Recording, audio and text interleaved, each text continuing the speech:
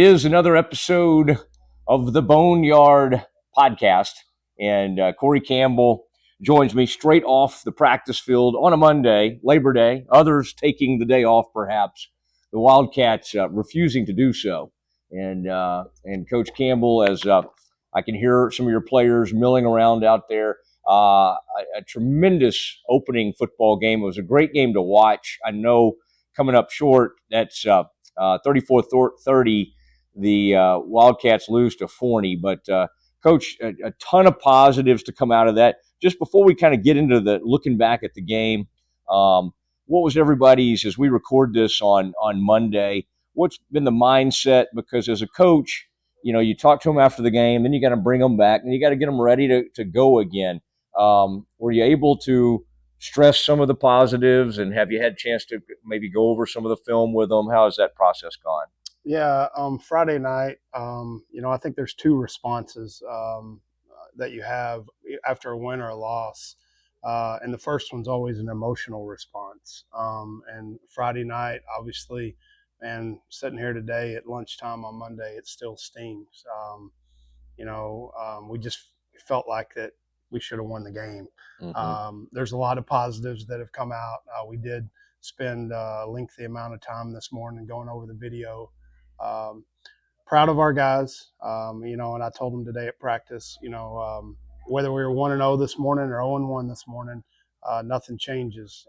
We got a great game plan this week, and we got to go back to work. At the end of the day, the reflection today was about correction. We did do a lot of good things, but man, there's a lot of things to fix. I break it down in three different parts. The Friday night's performance. One, turnovers. 2 costly turnovers give an explosive offense the ball back, which you can't have winning championship football games when you play a team like Forney. The second one was penalties. 4 times on third down. We let them, there was a penalty called, and, we can get into, what we think about some of the calls and all that stuff. But at the end of the day, we extended drives because we were flagged for a penalty. And then one time on 4th down on the running into the kicker, which they went ahead and used as a personal foul. That was the 4th time. So 5 times our defense needed to get off the field, mm-hmm. and we let their offense extend a drive or start a new drive. And then the last thing is we've got to limit explosive plays. And that's kind of how we broke it down as a staff, the 3 areas which we need to get better. And, obviously we watched the video this morning of the kids and talked about some of those circumstances. Yeah, and, to open the season with Forney, we joked about, man, and yet I think you kind of had a confidence and you didn't tell us on the first podcast, hey, here's what we're going to do. We're going to go run that ball right down their throats on the first drive. But that's what you did. And then on the other side of it, we hear coaches talk about all the time, run the football, stop the run. I knew y'all did a great job against the run, but like when I got after the game, looking at the box score, we're talking about in Osborne that the running back for Forney is supposed to be one of the best backs in the state. In fact, I had a college coach tell me, "Oh my gosh, that guy's a stud," and yet he had 13 carries for 10 yards. They had minus yards rushing. So I know what you're saying about the explosive plays, and certainly that's something you could address. But to come out, and I'm sure that's part of what still is frustrating to you, because in that aspect of the game, you were dominant against a team that was supposed to be their bell cow and one of the big parts of what they did. Sure. Yeah, no doubt. Super proud of up front. I think we talked last week about, you got a bunch of new faces up there. Some of those new faces, that was the fun part of watching the video on Saturday. Obviously, the result wasn't fun to watch, but seeing some kids, we're like, okay, it looks like, an off season's been good for them. They've kind of grown up. And then you put a kid like Michael Odalami in there who's got some experience, and Ryan Sherrod that's got some experience, and it kind of rubs off. And, I do think going forward. If we can stay healthy, we did have a couple injuries the other night, but if we can stay healthy, that group has got the opportunity to get better and better and better, and that's definitely a positive. As far as our defensive front and stopping that explosive running back. All right, and let's start going through it a little bit. I think people would like to know. You don't have to be that specific with it, but at the end of the game, Harrison Day, your quarterback, who I thought showed a great deal of courage, and a big targeting penalty on him late. Guess we saw a body slam at one point on you guys that they were flagged for. Took them a while. We were all looking for that flag a little sooner up there, but. How's he feeling? Leland seemed to be banged up late in that game. I'm sure you had several players or another running back.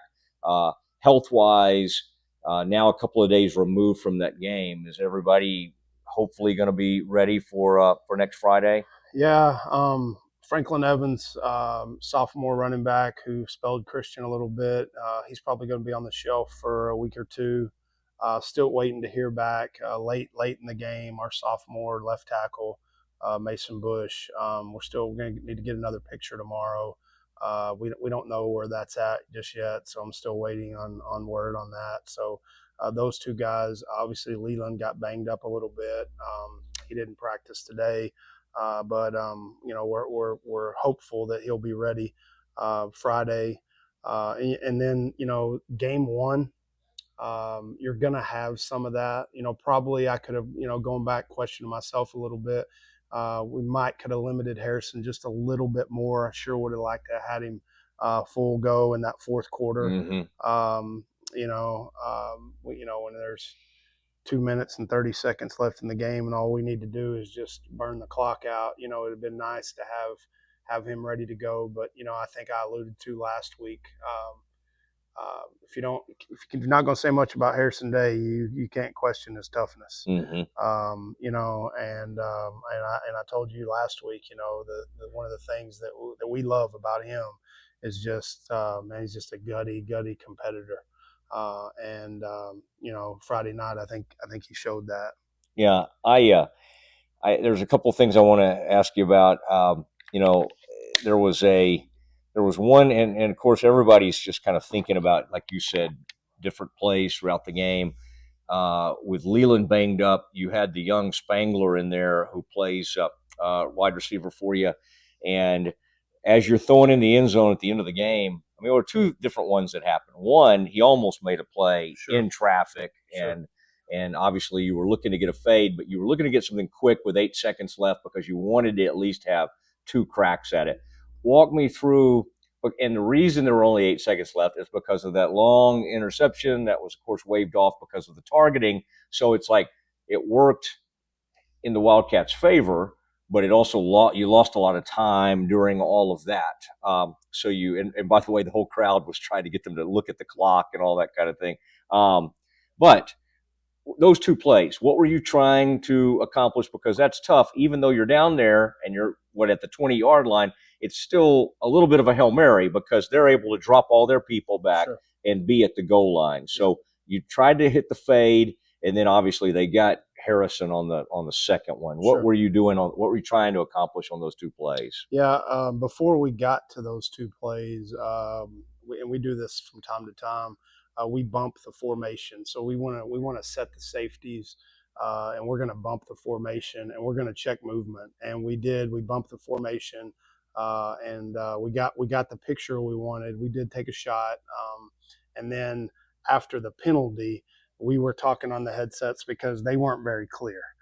We didn't know where the ball was going to be spotted, if we were going to have the ball, the runoff, all the stuff that went to that. And so we were going back and forth. And on the first play, they lined up in a similar shell on the secondary side of things.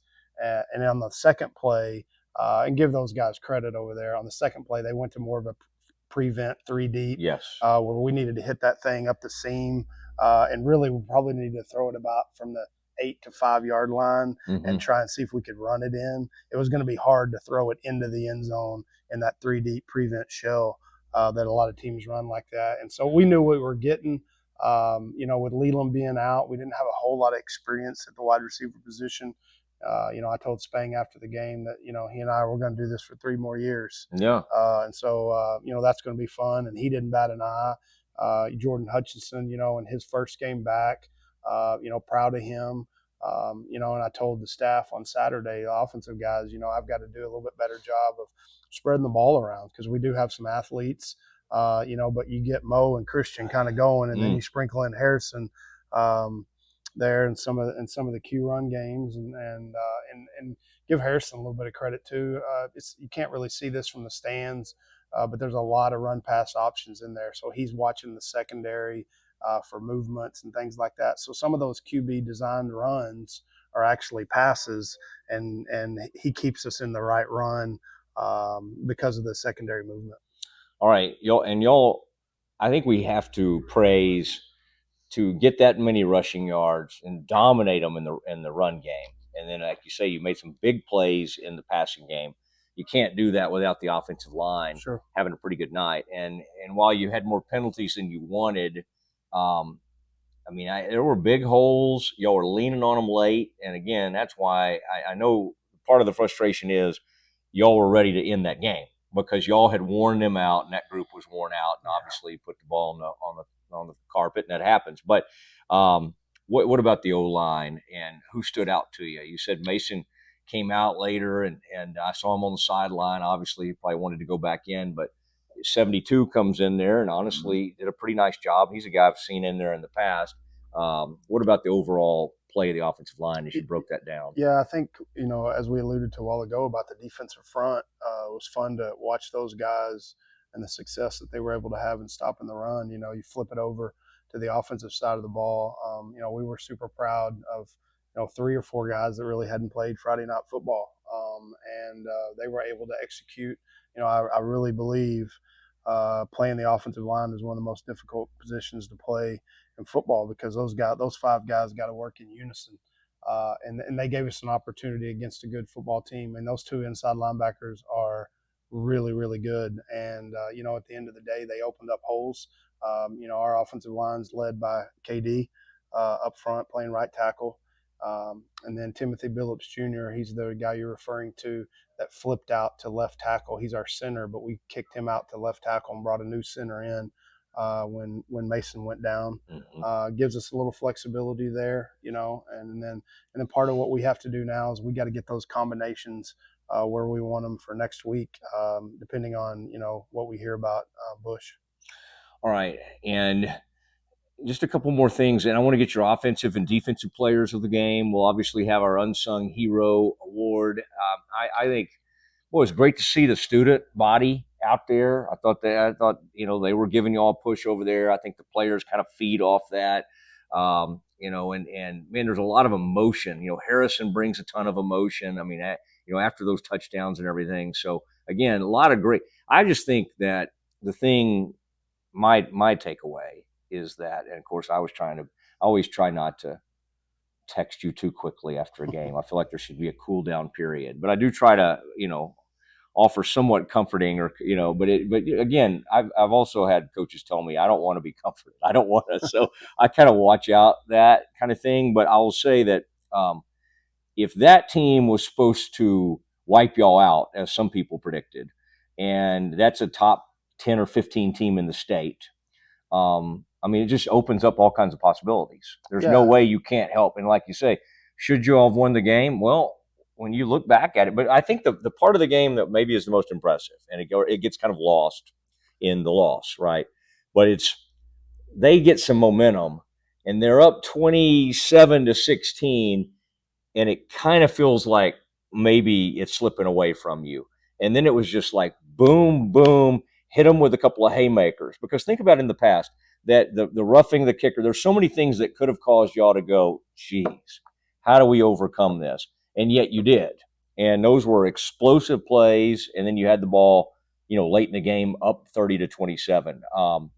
But to me, that was pretty impressive, getting down and then by a couple of scores and then not even batting an eye. Yeah, I think for us, and this is coach talk, cliche, but it's so true in life and in football and whatever you're involved in. We talk to our kids about a next play mentality. I think what probably gave us more juice and emotion, there's probably a couple things, but one being we've talked about this game for a long time. We didn't go over there to just get off the bus and show up. We went over there to win. Mm-hmm. And we had a plan. We were going to try and control the ball. We were going to try and eat that clock and keep their offense off the field. And just talking to the kids in the spring and the summer and then in fall camp, this is the plan. And then when we went out there and that plan was being executed, I think they really started to believe. Yeah. And, whenever we went down a little bit, we like I mentioned earlier, we had a couple fumbles, but they weren't really. I think we punted once. They weren't really stopping us. So the kids still believed, and we hit them with a couple, and we got right back in it, and then we took the lead. And Christian on that fourth down, I mean, he had the first down on the cutback on the mid zone. Correct. He had the first down. Really, the game's over. We just didn't finish. And what I told the kids today after practice is, that's what championship football teams do. They finish. And so we've got to learn to finish. So many things that happened Friday night that we can build off of, that we're excited about. But really, I mean, when you talk about it, man, you really got to simplify. We need to go back to work today, and we need to try and figure out a way to win Friday night, and then go on. And so, when you look up, I told the kids today, when you look up and we're in week 8 or week 9, you don't get this Monday back. This Monday's really, really important. Take all the emotion and take all the things that happened Friday night, but you don't get this Monday back. So we had a really good practice today. The kids are upbeat. They were super disappointed, Friday night. I just told them how proud I was of them, and I thought they did a great job. And then, kind of like you talked about today, when you get them back in here, you got to kind of figure out where your team is, what the emotion is. And we had a great practice. Everything is still in front of us, our goals. But again, Monday morning practice, it was about today. And then, obviously we'll go back and grade the video from practice today when we get finished here. And then we'll correct things tomorrow. And then we'll go at it again. All right, and by the way, they had a guy that had a lot of acclaim at quarterback, and he did throw the ball. Obviously they hit on big plays. I think he was 12 for 20. There's no telling what he averaged per completion. I mean, y'all bottling him up completely in the run. I would just say your pass rush was extremely impressive. I mean, the only time he ever hurt you, they had to time it up right and everything. After that initial burst of him hitting some, and he had the one late, obviously, but I would say your pass rush, and they went in there, a guy that can move a little bit, under control, and Sure. He was under duress from the start. Who'd you choose for your defensive player of the week? And are there a couple of guys on that side of the ball you wanted to mention? Yeah, well, on defense, we chose a couple guys. Kind of mentioned them already. Returners from last season. Michael Odolami had 5 tackles, 3 assists, 4 tackles for a loss, 2 sacks. Sherrado had 7 or 8 tackles, tackle for a loss. Those 2 guys really led our defense, Friday night. And it's kind of Sherrado, man, he just rubs off on you. He just got this warrior mentality, what you want from a defensive player. He's super tough. And then on the flip side, Michael Olami, he doesn't say a word. He barely even talks, and he lets his play do the talking. So 2 totally different kids that played their tail off Friday night. We're super, super proud of those guys. All right. And, I mean, some of the hits, some of the it's really fun to watch when you see a team that doesn't believe what anybody's predicting. Once that game got going, it was like, hey, this is our game. And I almost had a little bit of the feel how you – and kudos to your coaches, you and your coaching staff too, because y'all had a plan and hit Highland Park in the mouth last year, and they never knew what hit them. I mean, it was like 34-7 or 34-13 before you knew what had happened. And this game had that feel.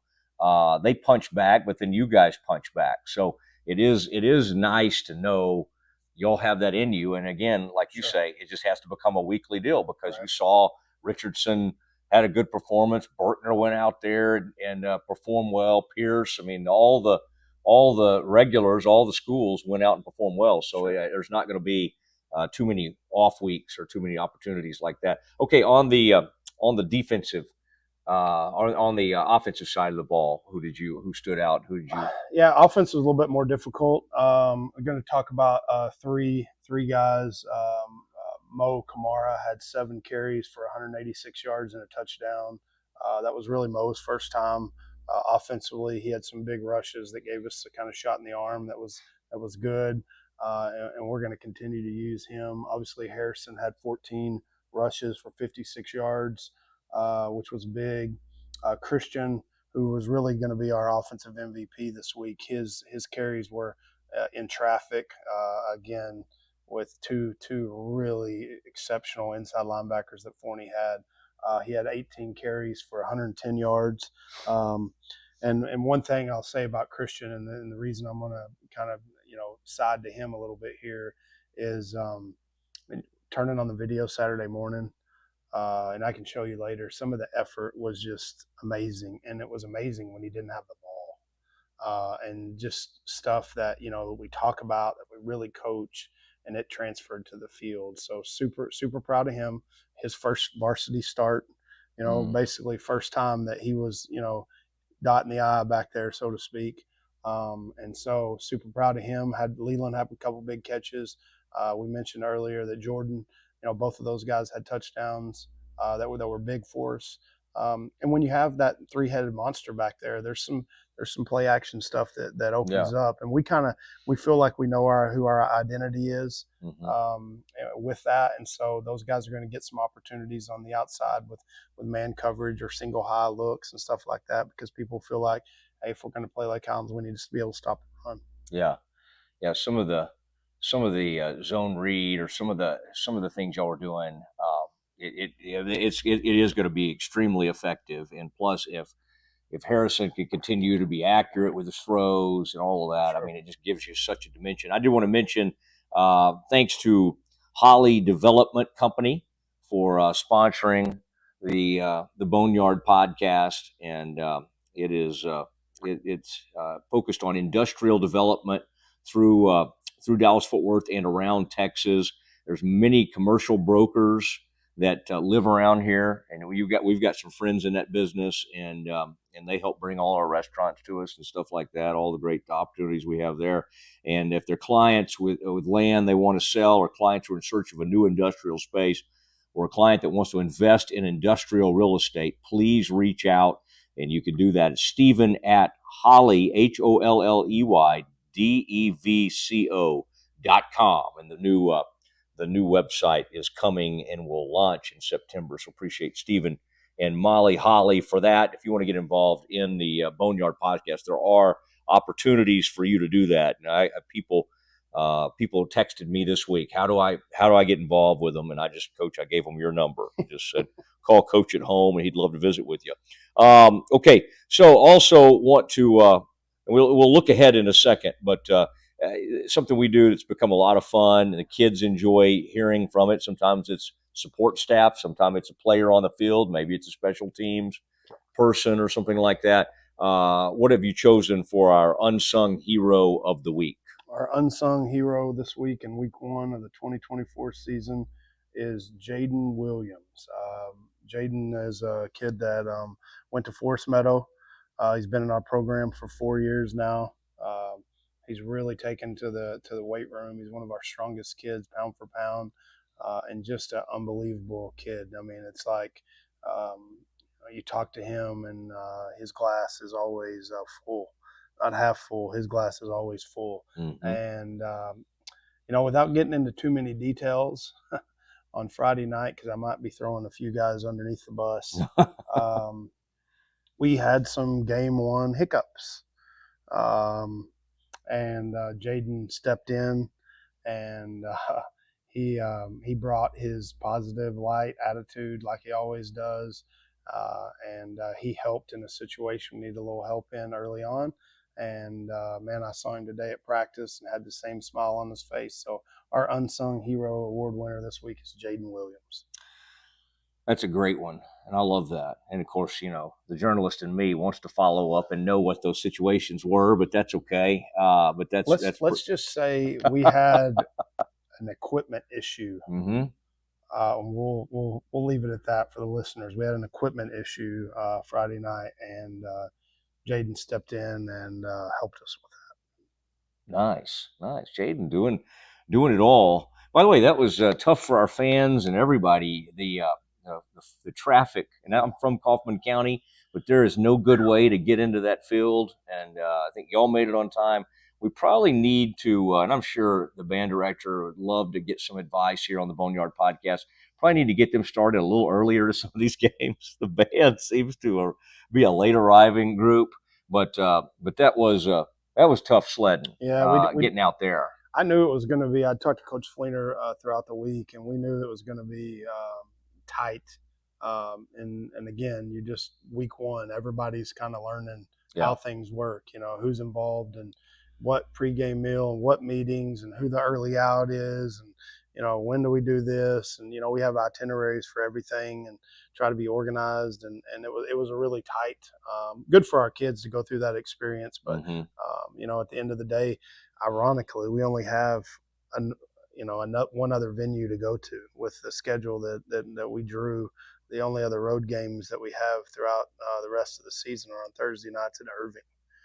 So that's okay. It. So we're only going to Irving for the rest of the year. Yeah. So which is a little bit easier drive. Yeah, I think what happened is Forney overnight, grew into this big city, bustling city. I grew up down that direction in Kaufman. We haven't quite grown like that, but they haven't quite built up all the roads and ways in there. Or at least my GPS was not. I wish you could have seen some of the things we went down 20. We went down very smart. I left on 20, and that was the way that's very smart of you to do that. And I'm going to have to go find a GPS that tells me that next time. One thing I did want to mention, you and Coach Fleener, the coach at Forney, did an unbelievable job with something, and it was a tragedy. And we started to find out more about it on Friday. It happened Thursday night, and a great former Wildcat, Darren Burks, Officer Burks, was fatally shot Thursday evening. And again, it's just senseless, horrible violence that we still don't really, and I don't know if we'll ever have any answers on something like this. But what a guy! And I saw Marcus and Janafa and some of the guys from Greedy U after the game, and man, gave them my condolences. But this is a family, and Officer Burks he was a longtime teacher, great guy, and just recently had decided to go get trained and become an officer, and out there trying to do good. And anyway, just a horrible thing to happen. And so our thoughts go out to his family, and boy, he's got an unbelievable amount of friends. And it's just hard to even conceive how something like that could happen. But that was great that you and Coach Fleener could visit, and in pretty short order had something where we honored Officer Burks before the game, and I think we'll do something at the Boneyard this coming Friday. Yeah, I've got several calls, 4 or 5 o'clock in the morning on Friday, and then some text, and then Jeff reached out. Jeff and I kind of go way back when he was the OC at Allen. We've known each other for a long time, and he reached out, and we kind of got something on the books going, and just as you mentioned, condolences to the family. Such a tragic, awful thing, and the Lake Highlands community, like it always does, rallies around their own. All right, and boy, again, appreciative of you and Coach Fleener for doing that, because we just need to. It's just a lot of great teammates back then. Sure. And our buddy Glenn Gant, who kind of is our historian, boy, he can take you back through all those games. But Officer Burks, Darren played defensive back on some great teams, and sure. Going back in there with Coach Gaden, and that was really rough news. Now looking forward here, we always look at this next game, and as folks are listening to this on Tuesday, Got North Garland coming up. What can you tell us about them? And as you start to kind of look ahead, and what do we need to be ready for? I can tell you via our historian Glenn Gant, who's now involved, I think, Wildcat Club and involved with the program in several ways. He tells us that we are 8-0 against this group. So let's keep this thing. Let's keep this record spotless. No pressure. Go to 9-0. But what do we know about them, and what do we have to be thinking about? So I think the thing that pops on the tape about North Garland is just their athleticism. Whether it's in the back end, the secondary, or receivers, running back, quarterback, they have a big quarterback, very athletic. At the end of the day, we're going to have to match their athleticism, on the perimeter, on the edge. And that's it's going to be a little change for us. Forney was a 3-down front, so we're going to go back to an even front. They're going to play a 4-down base out of cover 3. And offensively, they're multiple. Their quarterback again is very athletic, that can run, so we'll have to stop that. And they're going to throw it all over the lot. They had in week 1, they had some timely, uncharacteristically turnovers that hurt them as well, just as we did. And so really for us, and again, I know it sounds coach talk here, but I told the kids today, we got to fix, what we did wrong Friday night, and that's what this thing's got to be about. It's got to be about us going forward. And so we're super excited.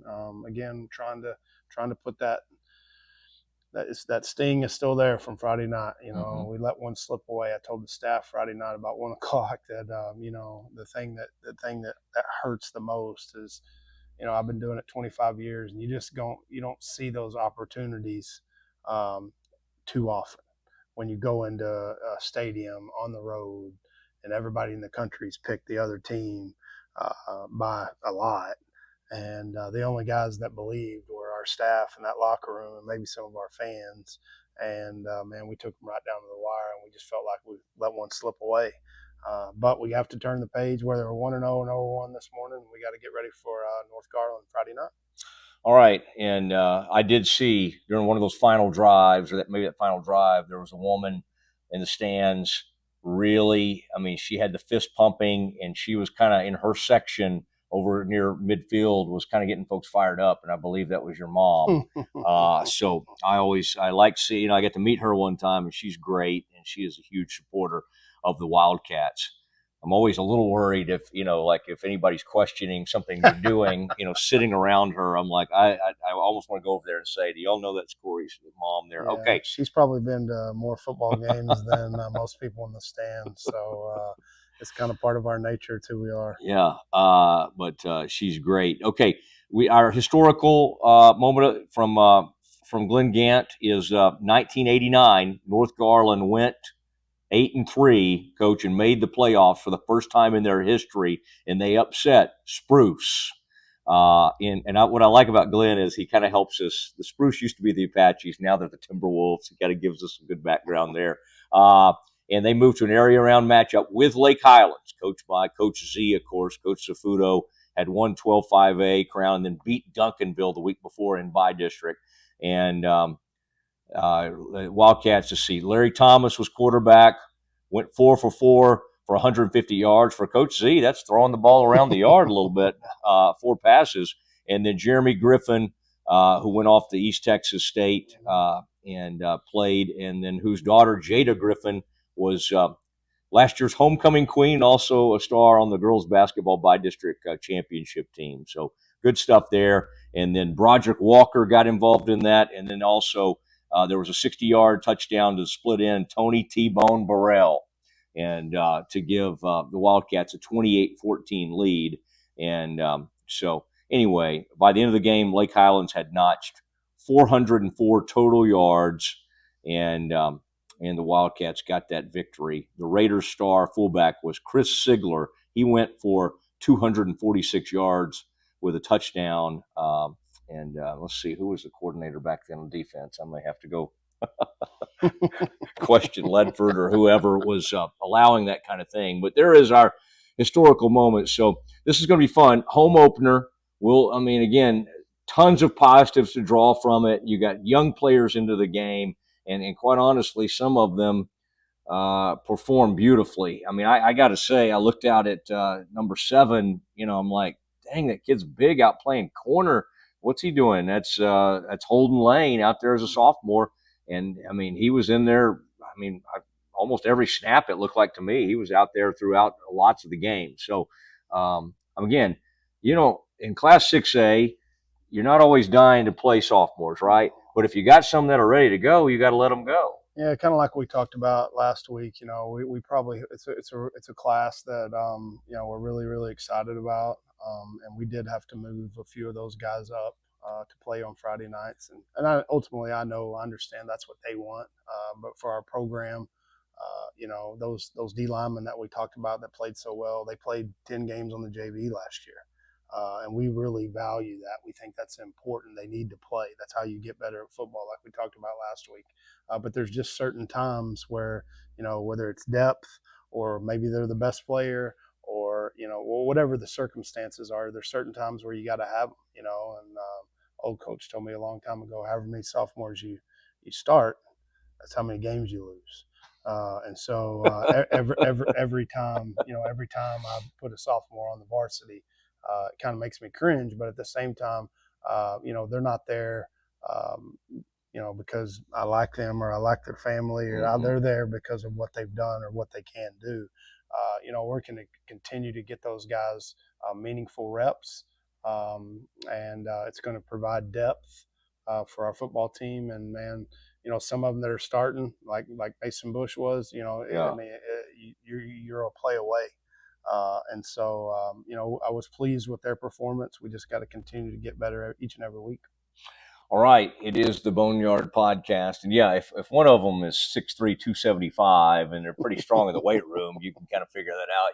You might want to line them up. But your tackles right now are really good and really fun to watch and can be pretty dominant. So, obviously, the whole offensive line. So, again, it's a loss, but you didn't count against district or anything like that. Everything is out in front of you. And I think sometimes we get so much into college thinking, like, oh, wait, they're out of the playoff. In this case, hey, I mean, there's no reason you can't go on and have a tremendous season. And that was a lot of fun to watch, and a good crowd that made its way out to Forney, even in some of the adversity out there. You'd think growing out, I could have found one of those antique mall parking lots and cut back through there, but I was struggling just like everybody. And after growing up on Talty Road and all those places, I could not find a way in there.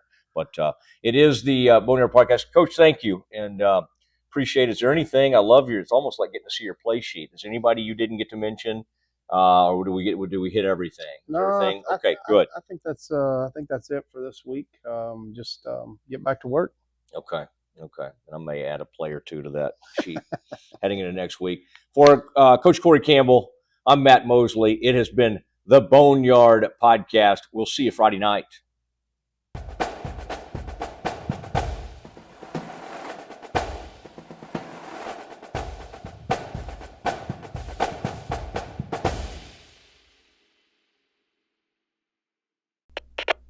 We are Rogue Media Sports.